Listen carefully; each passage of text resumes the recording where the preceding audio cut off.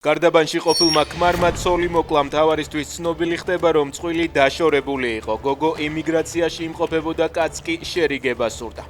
მას შემაკავებელი ორდენიც ჰქონდა გამოწერილი. ახალგაზრდა ქალი ემიგრაციიდან ცოტა ხნის წინ დაბრუნდა. შემთხვევის შემდეგ ბრალდებული პოლიციაში თავად გამოცხადდა და დანაშაული აღიარა. ოცნება სავარაუდოდ ნანა კაკაბაძისა და ვატო შაქარაშვილის ორგანიზაციასთან საქართველოს ევროინტეგრაციის საკითხზე დებატს დათანხმდება ღია და ანტიდასავლურმა პარტიამ. ნეიტრალურმა საქართველოს მოცნება ევროკავშირისკენ სწრაფვის გადახედვაზე სამსჯელო დებატებში დღეს საგანგებო განცხადებით გამოიწვია. შეიძლება შედგეს ჯანსაღი მსჯელობა, რა პლუს მინუსები აქვს ევროინტეგრაციას, თქვა კობახიძემ კაკაბაძე შაქარაშვილის პარტიის ინიციატივაზე. აქტივისტების დაყადაღებული ანგარიშები, უცნობი ჯარიმებით პროევროპული აქციების მონაწილეები მთელი დღე აიღებენ ბანკებიდან შეტყობინებებს, რომ გადაუხდელი ჯარიმების გამო მათი ანგარიშები დაყადაღდა.